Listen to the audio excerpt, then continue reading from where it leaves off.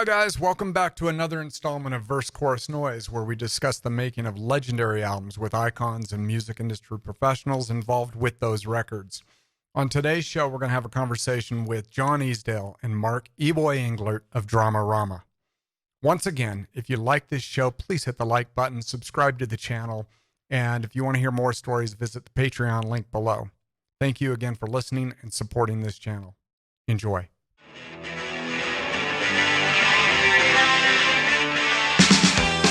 Mike Galaxy with Verse Chorus Noise. On this installment, we bring you New Jersey alternative rock pioneers Dramarama and their groundbreaking 1985 debut album, Cinema Verite. The band was already a Wayne, New Jersey favorite with their 1983 singles, You Drive Me, and their Velvet Underground cover, Femme Fatale. They would gain national popularity in 1986 when famed Los Angeles radio jock and club impresario Rodney Bingenheimer discovered the band's catchy hit Anything Anything and began spinning regularly on influential rock station KROQ. The track quickly became one of the most requested songs at the station and continued to be a K-Rock favorite for many years after. Rodney Bingenheimer had a reputation for discovering edgy new bands such as Blondie, the Ramones, the Sex Pistols, Van Halen, Guns N' Roses, Duran Duran, The Cure, Joan Jett, Nirvana, Sonic Youth, and many more. I recently caught up with Dramarama founding member and frontman John Easdale. We started the band in the basement of a record store in Wayne, New Jersey, and it was myself and Mark, aka Mr. E-Boy, and the bass player Chris Carter, and it was just the three of us at first. We would record, and I played the drums, and Chris played the bass, and Mark played guitar, and that's the way we went in the studio at first. Eventually, when we started playing live, we brought in a couple of other guys. Peter Wood was our other guitar player, and then we had a drummer named Ron Machuga, and then we had another drummer named Kenny Mutno. And finally, we settled on a drummer named Jesse Farbman, and all of those drummers, and myself, all four of those drummers appear on the Cinema Verite album.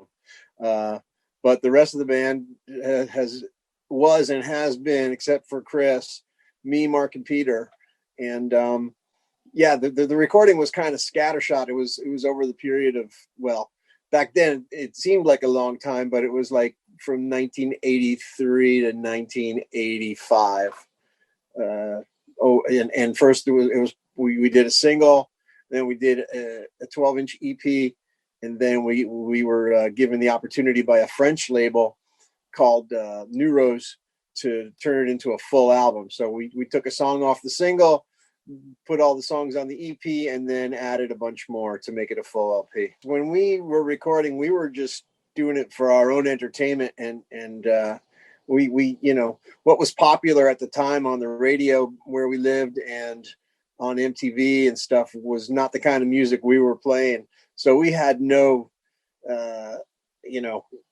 illusion about the popularity of anything that we were going to do. We were just amazed that we were able to make a record and that somebody else was actually giving us money to record, because for the first couple of years, it was just us using our day jobs to pay for studio time and whatnot. We put the record out and we went over to visit, did some TV shows and whatnot. It wasn't until a couple of years after the album came out that we went over and toured. By that time, we had already been actually moved to California, and that was the first taste of success, I guess you would say.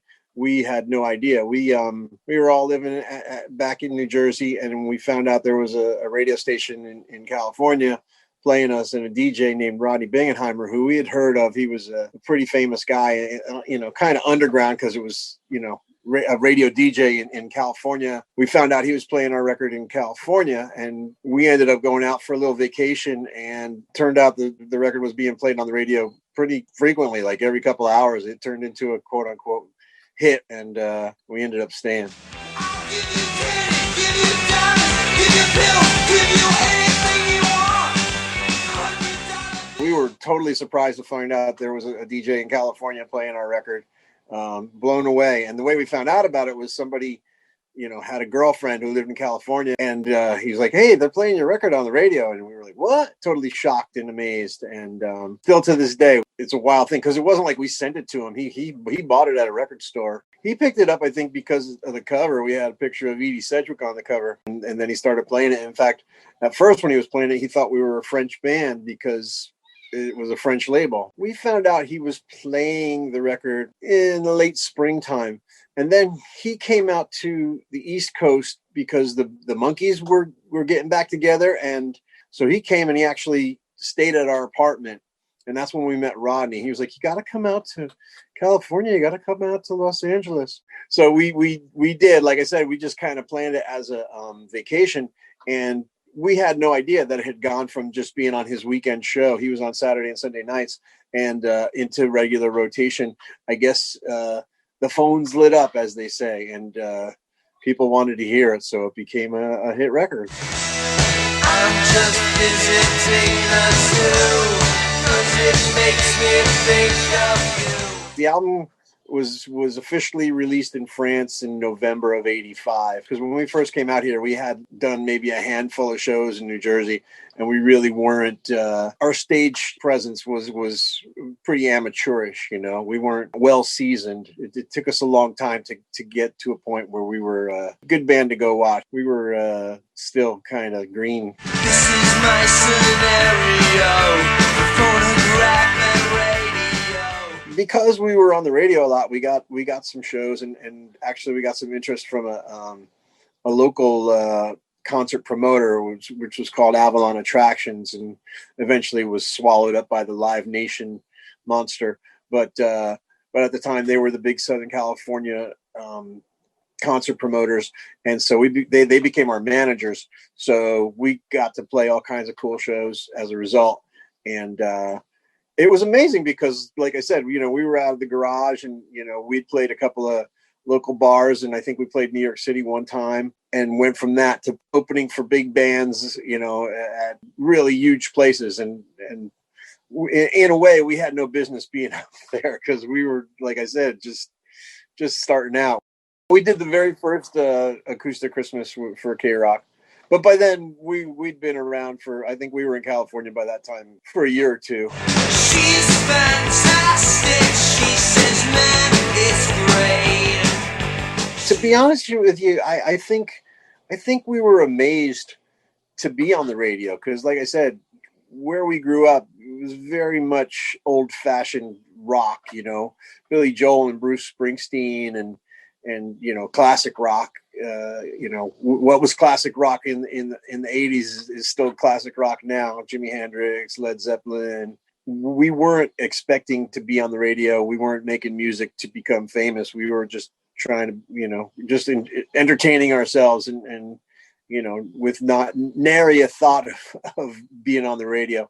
So K-Rock was, a different kind of radio station than we were used to. And we had no idea. And I think for the first couple of years, I think we were just shocked and amazed and delighted to be a part of that, to all of a sudden be on the radio and playing concerts and we couldn't believe it. We were overwhelmed and amazed. Here's my old friend, founding member of Dramarama and guitarist Mark E-Boy Englert. That record was the 45, which in turn turned into an EP called Comedy. But Comedy was really kind of low budget. I haven't even heard that album in years. I think Cinema Verite came around because we were actually in dealing with a record company in France called Neuros, which I'm proud to say I was label mates with Johnny Thunders. What was great about where we recorded? It was right in our area that we grew up in. And I kind of remember thinking, this is a record that's going to be with you for a while. It's going to be the one everyone remembers you by. And in a weird way, I kind of think it's true. But, we were just learning. We were winging it as we went along. And I had my little Effectron, basically just hooking that up to my Music Man amp, which I still have with me. It was a lot of fun, and it was a life that was uniquely my own. I'm really grateful. I finally found And that concludes this installment of Verse Chorus Noise. I want to thank Dramarama's John Easdale and Mark Englert. And I also want to thank all the listeners and supporters. See you next time. Hope you enjoyed today's installment of Verse Chorus Noise. Once again, please hit the like button and subscribe to the channel so you're notified about future installments. If you really want to support this channel and allow us to continue making them, visit the Patreon link below. Thanks again. Talk to you later.